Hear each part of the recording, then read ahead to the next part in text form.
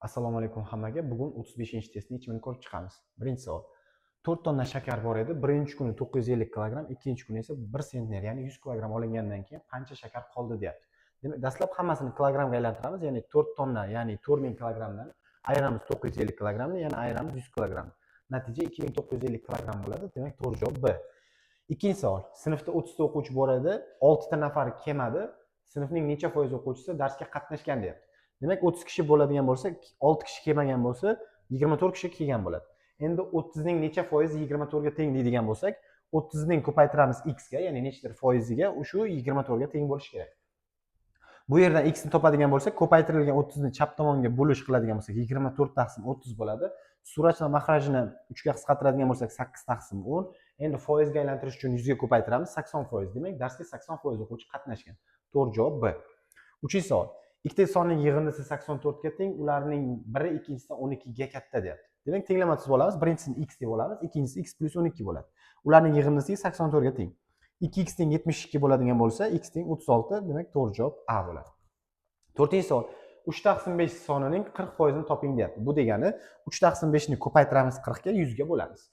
40 bilan 5 ni qisqartiramiz 8 bo'ladi. 8 kere 3 24 taqsim 100 bo'ladi. Buni 10 lik kasr ko'rinishga aylantiradigan bo'lsak, 0,124 ga teng. To'g'ri javob A. 5-chi savol. 6, 11, 21, 36 va keyingisi so'roq. Mana shu so'rovda turgan son topishimiz kerak. Qonuniyat asosida ketyapti. Demak, qonuniyat quyidagicha 5 taga, 10 taga, 15 taga, keyingisi esa 20 taga farq qilish kerak. Demak, to'g'ri javob 56 bo'ladi. Bu A javobda turibdi. 6-chi savol.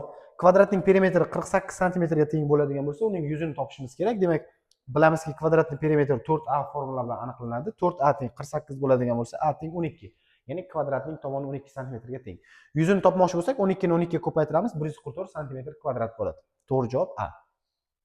7-chi savol.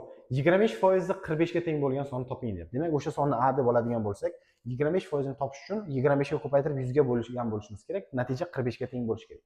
25 bilan 100 ni qisqartiradigan bo'lsak, suratda 1, mahrajda 4 qoladi. Mahrajdagi 4 ni o'ng tarafga ko'paytirishga o'tkazadigan bo'lsak, 45 kala 4 180 bo'ladi. Demak, 180 ni 25% 45 ga teng bo'ladi. To'g'ri javob A. 8-chi savol. 9 ta qalamni 4 kishiga baravar taqsimlab bermoqchimiz. Yana eng kamida bizga nechta qalam kerak bo'ladi? Bu degani 9 ga eng kichik qaysi sonni qo'shadigan bo'lsak, 4 ga qoldiqsiz bo'linadi. Bu 3 bo'ladi va bu esa S javobda turibdi. 9-chi savol.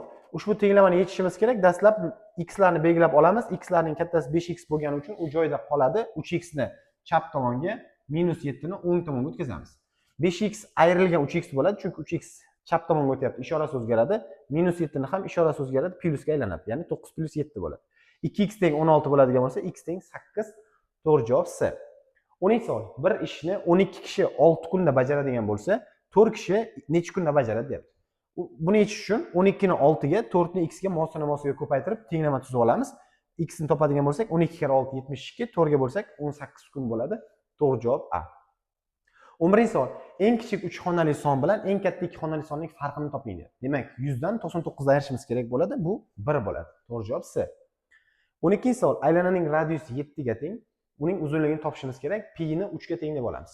Bilamizki, aylana uzunligi 2 pi r ga teng. Endi pi ni o'rniga 3 qo'yamiz. 2 formuladagi 2, radiusni o'rniga 7 ni qo'yadigan bo'lsak, 2 3 7 ni bir-biriga ko'paytirsak 42 bo'ladi. To'g'ri javob A. 13-chi savol. 4 dan 3 qismi 60 bo'lgan sonni topishimiz kerak. Buning uchun 60 ni dastlab 3 ga bo'lamiz. 60 ni 3 ga bo'lsak 20, endi 4 ta bo'lakka bo'lingani uchun 4 ga ko'paytirsak 20 kere 4 80 bo'ladi. To'g'ri javob D. 14-chi savol. 35 sm 8 mm bilan 3 detsimetr 6 sm ni taqqoslashimiz kerak. Buning uchun ikkalasini ham bir xil o'lchov birligiga aylantiramiz, ya'ni millimetrga. Chap tomonni millimetr qiladigan bo'lsak 358 mm bo'ladi. Bu tomonni santimetrga aylantiramiz. Birinchi bo'lib 36 sm, millimetrga aylantirish uchun 10 ga ko'paytirsak 360 mm bo'ladi. Bilamizki, 360 358 dan katta. To'g'ri javob A bo'ladi. 15-chi savol. 1 dan 50 gacha bo'lgan sonlar ichida nechta 5 ga karrali son bor deyapti, ya'ni 5 ga bo'linadigan sonlar. Demak, 1 dan 50 gacha 50 ta son bor. 50 ni 5 ga bo'ladigan bo'lsak, 10 ta 5 ga karrali son bo'ladi. To'g'ri javob B. 16-chi savol. Mashinaning tezligi 60 km/s bo'ladigan bo'lsa, 1 daqiqada, ya'ni 1 minutda necha metr masofani bosib o'tadi deyapti. Tezligi 60 km/s degani 1 soatda 60 km masofani bosib o'tadigan bo'lsa, 1 minutni topishimiz uchun 60 km ni 60 ga bo'lamiz, chunki 1 soat 60 minut. Natija 1 kilometr chiqadi, lekin bizdan metrga aylantirish so'ralgan. 1 kilometrimiz 1000 metr bo'ladi. To'g'ri javob C. 17 savol. 3 ta opa singillarning yoshlari yig'indisi 36 ga teng. 5 yildan keyin nechiga teng bo'ladi? Demak, ularning yoshlarini bittasini x, bittasini y, bittasini z deb oladigan bo'lsak, ularning yig'indisi 36 ga teng. 5 yildan keyin har biri 5 yosh kattalashadi. Ya'ni 3 kishi jami 15 yoshga kattalashadi. 36 ga 15 ni qo'shadigan bo'lsak 51 bo'ladi. To'g'ri javob B. 18-savol. Agar bugun haftaning payshanba kuni bo'ladigan bo'lsa, 102 kundan keyin qaysi kun bo'ladi? Bilamizki, har 7 kunda payshanba takrorlanadi. Shuning uchun 102 ni 7 ga bo'lamiz. 16 hafta, ya'ni qoldi qolmaydi. Qoldi qolmagani uchun 102 kundan keyin ham yana hafta kuni, payshanba kuniga to'g'ri keladi. To'g'ri javob D. 19-savol. Soat 3:15 da soat va minut millari orasidagi burchakni toping deyapti. Bilamizki, 3:15 da necha gradusni topish uchun 3:00 da 90 gradus bo'ladi, ya'ni minut mili 12 ni ko'rsatib turadi, soat mili 3 ni ko'rsatib turadi. Orasidagi burchak to'g'ri burchakni tashkil qiladi.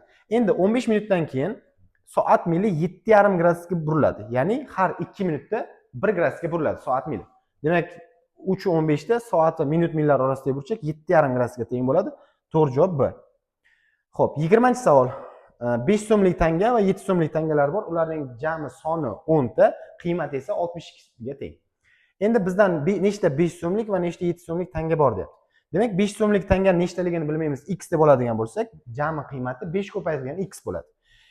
Endi 5 so'mlik tangani x deb oladigan bo'lsak, 7 so'mlik tanga 10 ayrilgan x bo'ladi. Ularning jami qiymatini topish uchun 7 ni 10 ayrilgan x ga ko'paytiramiz. Ularning yig'indisi esa 62 ga teng bo'ladi.